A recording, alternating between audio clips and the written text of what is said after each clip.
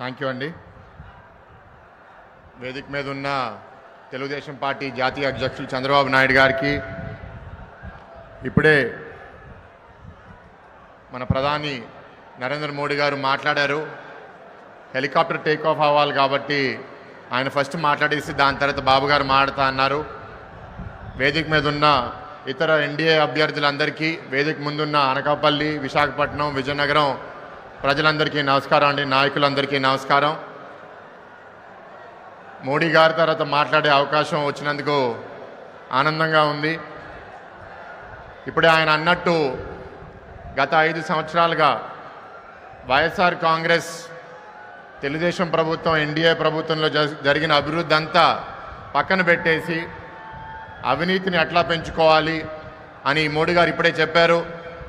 Sand mafia, land mafia, liquor mafia, drug mafia అని. ప్రత్యేకంగా విశాఖపట్నంలో కూడా మేము ఇది చూస్తున్నాము.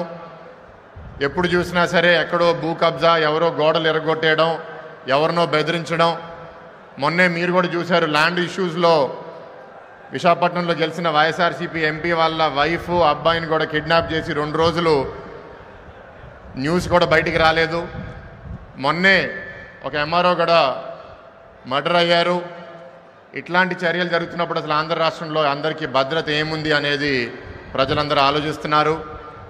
గతంలో ఉచిత శాండ్ పాలసీ ఉంటే ఇవాళ శాండ్ రేట్లు ఎంత పెంచేశారంటే, ఈస్ట్ గోదావరి జిల్లాలో ఆ శాండ్ పాలసీలో గవర్నమెంట్కి కాదు, వైఎస్ఆర్సీపీ పార్టీకి ఇచ్చే డబ్బుల వల్ల ఆ ఒత్తిడి తట్టుకోలేక అక్కడ ఒక మనిషి ఆత్మహత్య కూడా చేసుకున్న పరిస్థితి. ఇంకా లిక్కర్ గురించి చెప్పాల్సింది లేదు.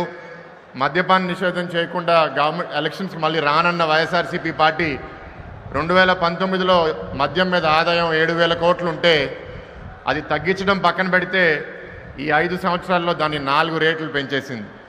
ఇంచుమించు ఈ సంవత్సరం మద్యం మీద ఆదాయం 25,000 కోట్లు ఉందంటే మీ అందరూ ఒకసారి ఆలోచించండి. మీ అందరి రక్తం వైఎస్ఆర్సీపీ కాంగ్రెస్ పీల్చేస్తుంది. అదైనా మంచి క్వాలిటీ లిక్కర్ అయితే పర్లేదు, నాసి రకం లిక్కరు వాళ్ళకి అనుకూలంగా ఉన్న వాళ్ళందరూ డిస్టిలరీస్ టేక్ ఓవర్ చేసుకుని 5 సంవత్సరాల కోసం మనందరం టెక్నాలజీ పెరిగి కోవిడ్ తర్వాత యూపీఐ, ఫోన్పే, గూగుల్ పే ఇవన్నీ వాడుతుంటే 5 సంవత్సరాల కోసం లిక్కర్ షాపుల్లో క్యాష్ తప్ప ఏమీ తీసుకోలేదు. క్యాష్ ఎందుకు తీసుకుంటున్నారంటే క్యాష్లో ఒక ట్రేస్ ఉండదు. వాళ్ళు అమ్మే 10 డబ్బాలు దాంట్లో 2-3 డబ్బాల్లో బార్ కోడ్ ఉండదు, ఎక్సైజ్ డిపార్ట్మెంట్కి కోడ్ ఉండదు. అది అమ్మడం వల్ల ₹1 పన్ను కూడా రాష్ట్రానికి రాదు. ఆ డబ్బులంతా వాళ్ళ జేబు లోపలికి వెళ్ళిపోతాయి. మరి ఒఫీషియల్గానే 4 రేట్లు ఆల్కహాల్ రెవెన్యూ పెరిగితే ఇంకా ప్రైవేట్గా వాళ్ళ పార్టీకి, వాళ్ళ పార్టీలో ఉన్న వాళ్ళకి ఎంత పెరిగిందో అందరూ ఒకసారి ఊహించగలరు.